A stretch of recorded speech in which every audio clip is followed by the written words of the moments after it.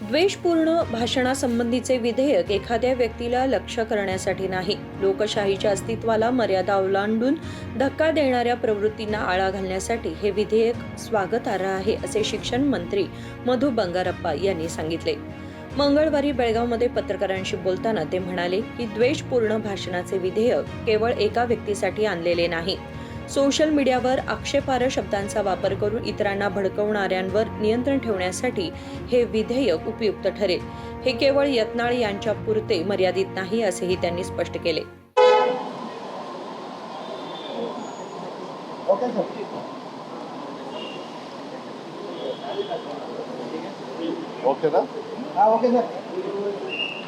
ಏನಿವತ್ತು ದ್ವೇಷ ಭಾಷಣದ ಒಂದು ವಿಧೇಯಕವನ್ನು ಮಂಡಿಸ್ತಕ್ಕಂಥ ಸಂದರ್ಭದಲ್ಲಿ ನನಗನ್ಸುತ್ತೆ ಸಾಮಾಜಿಕವಾಗಿ ಮುಂದಿನ ಪೀಳಿಗೆಗೆ ನಾವೇನು ಕೊಡ್ತೀವಿ ಅಂತೇಳಿ ಸಾಮಾಜಿಕ ಜಾಲತಾಣದಲ್ಲೂ ಕೂಡ ನೀವೆಲ್ಲ ನೋಡ್ತಾ ಇರ್ತೀರಿ.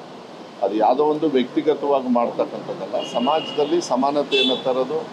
ಇಂಥ ದ್ವೇಷ ಭಾಷಣ ಆದ ತಕ್ಷಣ ಇನ್ನೊಬ್ಬರು ಅದನ್ನು ಮೀರಿ ಮಾತಾಡೋದು, ಎಲ್ಲರೂ ಕೂಡ ಜನಪ್ರತಿನಿಧಿಗಳಾಗಲಿ ಸಾಮಾನ್ಯ ಜನರಿಗೂ ಕೂಡ ಒಂದು ಹಂತ ಇರುತ್ತೆ. ಅದ್ರ ಮೇಲೆ ನಾವು ಸಾಮಾಜಿಕವಾಗಿ ಹೇಳಬಾರ್ದು. ಯಾಕೆಂದರೆ ಉದಾಹರಣೆ, ಬೇರೆಯವರು ಕೂಡ ಚಿಕ್ಕ ಮಕ್ಕಳು ಇರ್ತಾರೆ, ಸಾಮಾಜಿಕ ಜಾಲತಾಣದಲ್ಲೂ ಕೂಡ ಅದು ಹರಿದಾಡೋದ್ರಿಂದ ಅದನ್ನು ಮಂಡಿಸ್ತಕ್ಕಂಥದ್ದು ಒಳ್ಳೆಯದು. ಒಂದು ಪ್ರಜಾಪ್ರಭುತ್ವದ ಒಂದು ಅಸ್ತಿತ್ವವನ್ನು ಮತ್ತು ಅದನ್ನು ಗೌರವವನ್ನು ಕಾಪಾಡಬೇಕಂತ ಹೇಳಿದರೆ ಇಂಥ ಒಂದು ಇತಿಮಿತಿ ಇರಬೇಕಾಗುತ್ತೆ. ಇತಿಮಿತಿ ಇಲ್ಲ ಅಂದರೆ ಹಾಗೆ ಮನಸ್ಸಿಗೆ ಬಂದಾಗ ಮಾತಾಡ್ಕೊಂಡು ಹೋಗ್ಬಿಟ್ರೆ ತಪ್ಪಾಗುತ್ತೆ.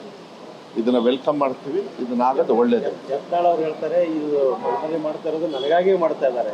ಅಲ್ಲ, ಯತ್ನಾಳ್ ಅವರಾಗಲಿ ನಾನೇ ಆಗಲಿ, ಇವನ್ ಮಾಧ್ಯಮದವರು ಕೂಡ ಕೆಲವು ಸತಿ ಸೋಷಿಯಲ್ ಮೀಡಿಯಾದಲ್ಲಿ ನೀವೆಲ್ಲ ನೋಡಿದಿರಿ, ಭಾಳ ಕೆಟ್ಟದಾಗಿ ಮಾತಾಡ್ತಕ್ಕಂಥದ್ದು. ಯಾರೊಬ್ಬರು ಒಳ್ಳೆ ಕೆಲಸ ಮಾಡ್ತಾರೋ ಇಲ್ಲ ಕೆಲಸ ಸರಿಯಾಗಲ್ಲ ಬೇರೆ ಪ್ರಶ್ನೆ, ಅದನ್ನು ಭಾಳ ತೀಕ್ಷ್ಣವಾಗಿ ಭಾಳ ಕೆಟ್ಟ ಪದಗಳನ್ನು ಮತ್ತು ಸಾಮಾಜಿಕವಾಗಿ ಡಿಸ್ಟರ್ಬೆನ್ಸ್ ಆಗ್ತಕ್ಕಂಥದ್ದು, ಅದರಿಂದ ಪ್ರಚೋದನೆ ಆಗ್ತಕ್ಕಂಥದ್ದು, ಬೇರೆಯವ್ರಿಗೂ ಪ್ರಚೋದನೆ ಮಾಡ್ತಕ್ಕಂಥದ್ದನ್ನು ಹದ್ದುಬಸ್ತು ಮಾಡ್ತಕ್ಕಂಥದ್ದು ಒಂದು ಇದಾಗ್ತದೆ. ಅದು ಬರೀ ಯತ್ನಾಳ್ ಅವರು ಅಂತ ಹೇಳಲ್ಲ, ಎಲ್ಲರಿಗೂ ಕೂಡ ಇದು ಅನ್ವಯ ಆಗ್ತದೆ. ಬರೀ ಯತ್ನಾಳ್ ಅವರು ಒಬ್ಬರಿಗೆ ತರೋದಿಲ್ಲ.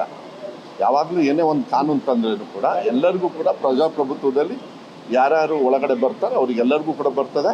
ಇದು ಒಳ್ಳೆಯದು ಅಂತೇಳಿ ಒಂದು ಹಂತ ಮೀರಿದೆ, ಈಗ ಅದು ಮೀರಿ ಹೋಗಿದೆ. ಇಂಥ ಸಂದರ್ಭದಲ್ಲಿ ಎಲ್ಲರೂ ಕೂಡ ಚರ್ಚೆ ಮಾಡಿ ಒಂದು ಹಂತವನ್ನು ಗೌರವವನ್ನು, ಯಾಕೆಂದರೆ ಪ್ರಜಾಪ್ರಭುತ್ವವನ್ನು ನಾವು ಚೆನ್ನಾಗಿ ಮೆರಿಬೇಕು. ಅದು ಮೆರಿಬೇಕು ಅಂತ ಹೇಳಿದರೆ ಅದನ್ನು ಒಳ್ಳೆಯ ರೀತಿಯಲ್ಲಿ ಕೆಲವು ವಿಚಾರಗಳನ್ನು ನಾವು ತಗೊಳ್ಬೇಕಾಗುತ್ತೆ.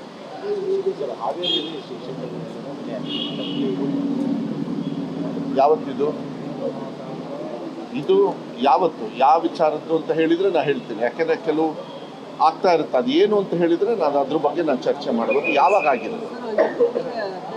ಆಗಿರೋದು ಮೊನ್ನೆ ಅಂದರೆ ಯಾವಾಗ? ಮೊನ್ನೆಗೊಂದು ಡೇಟ್ ಇರುತ್ತಲ್ಲ. ಯಾಕೆಂದರೆ ಕೆಲವು ಆದಾಗ ನಾವು ತಕ್ಷಣ ಯಾವುದೇ ಸಂದರ್ಭದಲ್ಲಿ ಟೀಚರ್ಸ್ ತಪ್ಪು ಮಾಡಲಿ, ಟೀಚರ್ಸ್ ಮೇಲೆ ಬೇರೆಯವ್ರು ತಪ್ಪು ಮಾಡಲಿ, ಯಾವತ್ತೂ ಕೂಡ ತಕ್ಷಣ ಅವತ್ತೇ ನಾವು ಆ್ಯಕ್ಷನ್ ತೊಗೊಳ್ತಕ್ಕಂಥ ಇದನ್ನು ತೊಗೊಳ್ತೀವಿ. ಅದು ಹಳೇದಿದು, ಹೊಸದಲ್ಲ. ಅದನ್ನಾಗಲೇ FIR ಹಾಕಿ ಅದನ್ನೆಲ್ಲ ಆ್ಯಕ್ಷನ್. ಅದಕ್ಕೆ ನಾನು ಕೇಳಿದ್ದು, ಈ ಥರ ಏನಾದ್ರು ಇದ್ದಾಗ ಅವರಿಗೆ ಕೇಸ್ ಹಾಕಿ FIR ಹಾಕಿ ಪೋಸ್ಟ್ಕೊನೋ ಏನೇನು ಬರ್ತದೆ ಅದನ್ನೆಲ್ಲ ಕಾನೂನುಬದ್ಧವಾಗಿ ನಾವು ಮಾಡ್ತೀವಿ. ಅದನ್ನು ಯಾವುದೇ ಕಾರಣಕ್ಕೂ ನನ್ನ ಇಲಾಖೆಯಲ್ಲಿ ಅದನ್ನೆಲ್ಲ ನಾವು ತಡಿತಕ್ಕಂಥದ್ದು ವಿಚಾರ ಇಲ್ಲ. ಅದಕ್ಕೆ ನಾನು ಸೂಕ್ಷ್ಮವಾಗಿ ಕೇಳಿದೆ ಏನು ಅಂತ ಹೇಳಿ.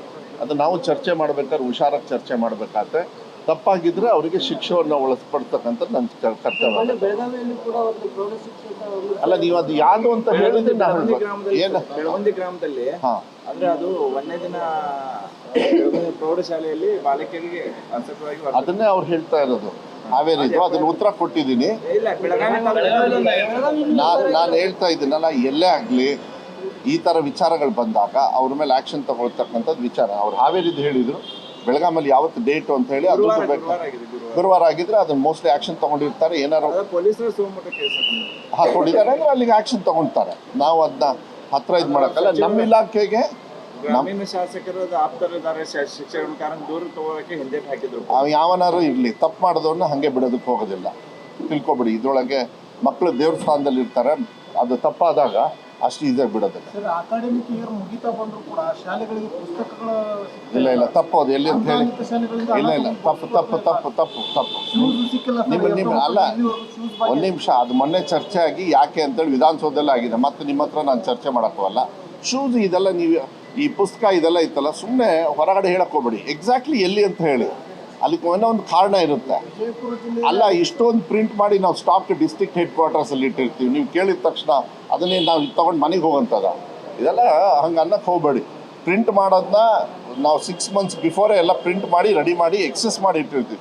15% ನಾನು ಹೇಳ್ತಿಲ್ಲ, ನೀವು ಕೇಳೋ ಪ್ರಶ್ನೆನ ಅದಕ್ಕೇನಾದ್ರು ಉದಾಹರಣೆ ಇದ್ದರೆ ಉತ್ತರ ಕೊಡ್ತೀನಿ, ಇಲ್ಲಾಂದರೆ ಕೊಡಕ್ಕೆ ಹೋಗಲ್ಲ. ಅದು ಬೆಳಗಾವಿ ಜಿಲ್ಲೆ ಅಥಣಿನಲ್ಲಿ ಹಾಂ ಕಳೆದ ವರ್ಷದ ವಿದ್ಯಾರ್ಥಿಗಳ ಪುಸ್ತಕಗಳನ್ನ ತೆಗೆದು ಈ ವರ್ಷದ ಇಲ್ಲ, ವಿದ್ಯಾರ್ಥಿ ಅದು ಹಾಗೆ ಆಗೇ ಇಲ್ಲ. ಆ ಥರ ಆಗಿದೆ. ಸರ್ಕಾರಿ ಶಾಲೆಯಲ್ಲಿ ಆ ಥರ ಏನಾದರೂ ಇದ್ದರೆ ಕಳೆದ ವರ್ಷದ ಪ್ರಿಂಟ್ ಆದಾಗ ಸೇಮ್ ಬುಕ್ ಇದ್ದಾಗ ಕೊಟ್ಟರೆ ತಪ್ಪೇನಿಲ್ಲ. ಬಟ್ ಬೇರೆಯವ್ರ ಬುಕ್ ತಗೊಂಡು ಕೊಟ್ಟರೆ ಐತಲ್ಲ, ಅದು ತಪ್ಪು. ಆ ಥರ ಏನಾದರೂ ಹಣ ಬಂದಿಲ್ಲ ಅಂತ ಬಿಜೆಪಿ ಅವರು ವಾದ ಮಾಡ್ತಾ ಇದ್ದಾರೆ. ಅಲ್ಲಿ BJP ಅವ್ರ ಮನೇಲಿ ಕೆಲಸ ಮಾಡ್ತಾರಲ್ಲ, ಅವರಿಗೂ ಅಕೌಂಟಿಗೆ ಹೋಗಿರ್ತದೆ. ಫಸ್ಟ್ ಅದನ್ನ ಚೆಕ್ ಮಾಡ್ತೀನಿ ಕೇಳಿ. हावेरी आणि बेळगाव जिल्ह्यातील बेळगुंदी तालुक्यात एका विद्यार्थिनीचा लैंगिक छळ केल्याप्रकरणी संबंधित शिक्षकावर गुन्हा दाखल करण्यात आलाय. कितीही प्रभावशाली असले तरी अशा व्यक्तींना सोडलं जाणार नाही असं त्यांनी ठामपणे सांगितलं. विनोद कोलकार, KMM मराठी, बेळगाव.